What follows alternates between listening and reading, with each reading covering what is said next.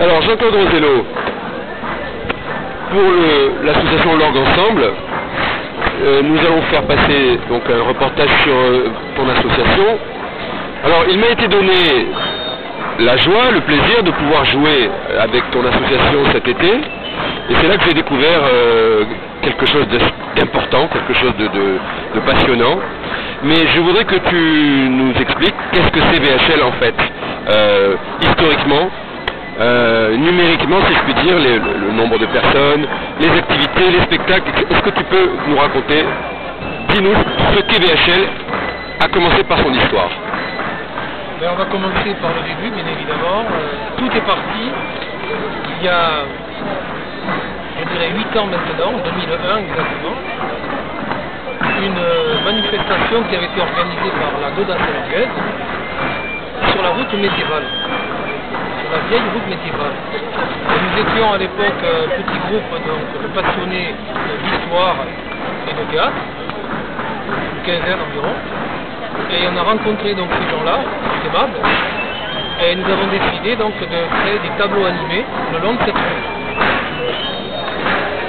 Après cette manifestation qui a connu un succès, les Lorguais et nous-mêmes avons décidé de créer une association qui est devenue Vive l'Histoire Lorguaise. Ça c'est l'origine de l'association. Alors qui était au fondement de l'association? Alors au fondement de cette association, vous aviez donc des personnages emblématiques à l'Orgue. Vous avez Olga Chapelain, moi-même bien évidemment, mon fils Sébastien. C'était, je dirais, les trois piliers de départ de cette association, et quelques autres encore. Une fois que cette association a été créée, nous avons entrepris donc de nous affilier à la Fédération française des fêtes et spectacles historiques, ce qui nous donne un label de qualité. Nous avons créé des équipes décors, costumes, logistique, communication, dès le début de la première année. Et nous avons osé monter un grand spectacle son et lumière sur la colline de Saint-Féréol en 2002. Et ça s'appelait Les Grandes Peurs du Moyen-Âge. Spectacle fleuve puisqu'il durait 2h30 et de direct. Depuis, qu'est-ce qui s'est passé depuis le début? Où en est VHL actuellement? Alors, pour être honnête et exact,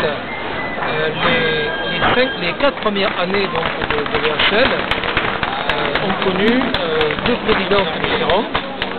Babette Sougy a dû faire hommage, et également donc, Madame Raymond, qui avait également assuré la présidence donc, de VHL. Sachant que moi de mon côté, je ne me sentais pas, je dirais, avoir la volonté nécessaire d'être président de 2 associations à la fois, puisque j'étais déjà président des Archilorguais. Je ne voulais pas cumuler. Le futur a montré qu'on pouvait très bien faire les deux, au passage. Par la suite, donc, le virage donc, de VHL, grande dimension, je dirais, grand spectacle, a été pris en 2005. Et là, nous avons décidé donc de nous expatrier, donc de sortir de l'Orgue pour jouer dans les villes environnantes. On a joué à Vidobord, on a joué à Fayence, on a joué à Brignoles, on allait jouer à Fréjus. On allait jouer à Fréjus parce que le temps n'était pas de la partie, on a dû annuler le spectacle. Mais déjà, nous étions 120 acteurs et figurants. Déjà à cette époque, sur ce spectacle-là, qui a tourné, je dirais, 5 ans, 6 ans.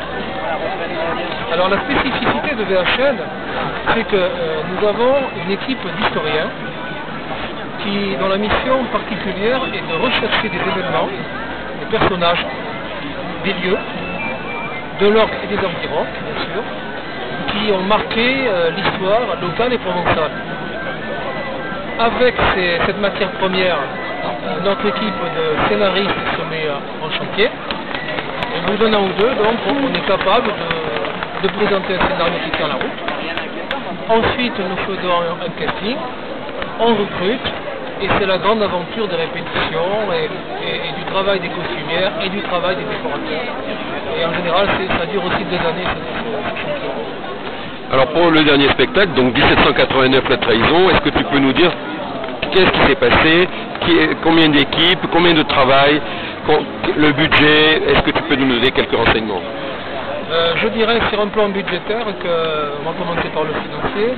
Monter un spectacle comme ça, sachant que nous sommes tous bénévoles, je dis bien tous bénévoles, sur toute la hiérarchie, y compris d'ailleurs le président et les autres, c'est un budget global d'environ 20 à 25 000 euros. Pour monter un spectacle de cette ampleur, c'est pas 25 000 euros qu'il faudrait, c'est 50 à 100 000 euros si nous faisions appel à des professionnels rémunérés. Voilà, Même bien le préciser. Alors l'équipe donc de costumières est dirigée par Martine Cusipi. Une équipe de combien? Une équipe autour de 8 à 10 personnes, je dirais, Qui a qui travaillé a entrepris un chantier de 400 costumes cette année. Pendant combien de temps? Oh, je dirais 2 années pleines. 2 années pleines.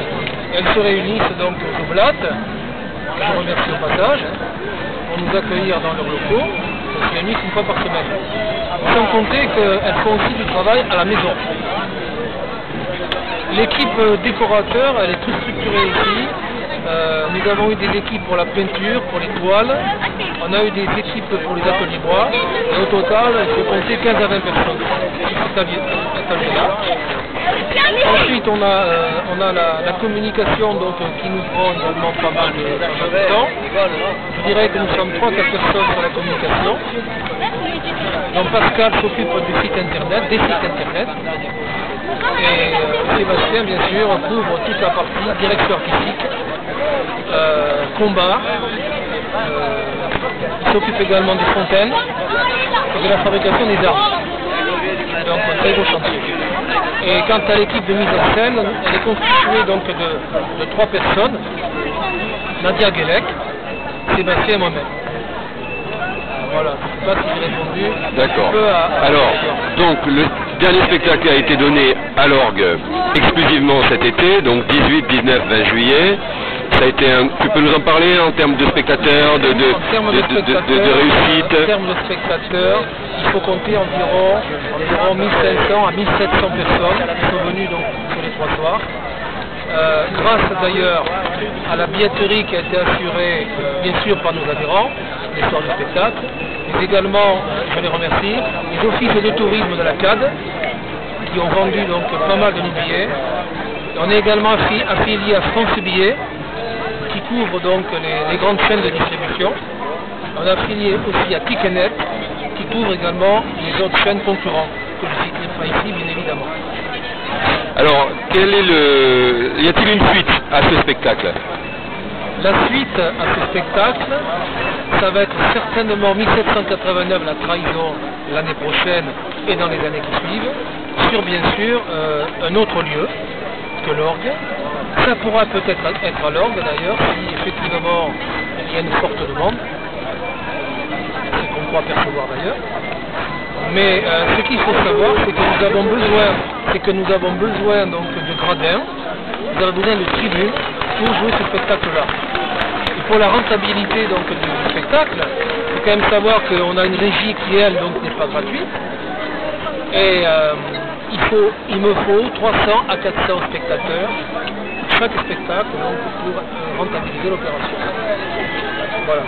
Donc rendez-vous l'an prochain à l'orgue ou ailleurs dans le Var pour une nouvelle édition de 1789 La Trahison. As-tu besoin de figurants? As-tu besoin d'acteurs? Nous avons besoin, je profite justement de l'antenne de l'orgue ensemble pour lancer un appel à tous les gens qui vont regarder cette émission.